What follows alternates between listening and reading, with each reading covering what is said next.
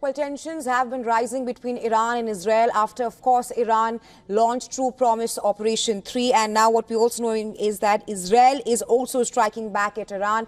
But to give you a lowdown of what is the situation as of now, my colleague Molly Gambhir is joining us on the broadcast.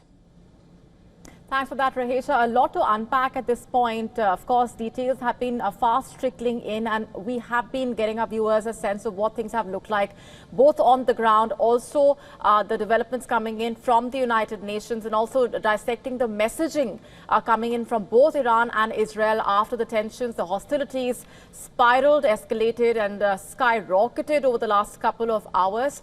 Remember, Iran launched those retaliatory strikes under True Promise 3 operation. Israel has now started a fresh round of escalation at this point. Here's what things have looked like. Israeli media reports saying that at least 63 have been injured in Iran strikes on Israel. So that's the number coming in at this point.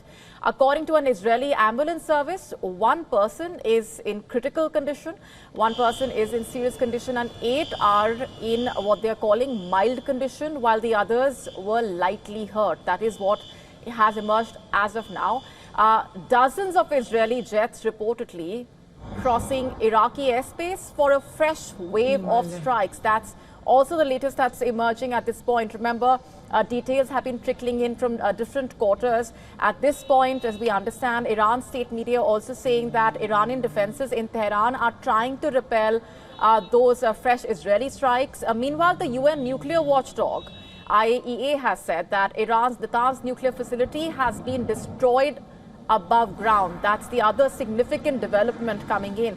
In fact, the IAEA chief himself has told a meeting of the UN Security Council that the above-ground pilot enrichment plant at Iran's Natanz nuclear site has been destroyed.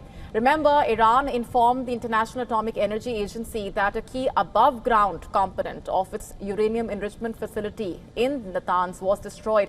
And just a short while back, Iran launched Operation True Promise 3. We've been getting you a sense of what the aftermath on the ground in Israel also looked like after Iran launched that operation.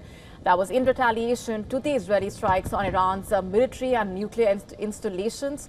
And Iran launched ballistic missiles after the Iranian Supreme Leader, Ayatollah Ali Khamenei, had vowed to avenge the Israeli attacks. Not mincing any words, promising fierce retaliation to those attacks. In fact, the Iranian President, Masoud Pezeshkian, taking to X, has hailed Operation True Promise 3, calling it a near conquest. So that was the statement that came in a while ago.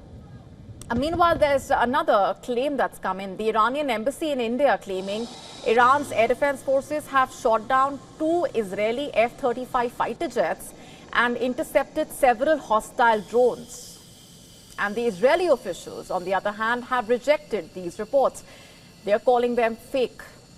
The Israeli military saying that Iran fired less than 100 missiles on Israel, and most of which have either been intercepted or fallen short. And the military officials also said earlier that limited number of buildings in Tel Aviv were affected, some of them as a result of shrapnel from interception. We've also been getting you a sense of what the numbers of those injured on the ground have looked like. And in an address just a short while back, the Prime Minister of Israel also told the Iranians that he hopes that Israel's ongoing military operation against the Islamic Republic will clear the path to achieve freedom. His message was clear. It was particularly aimed at Iranian women as well as a part of that address.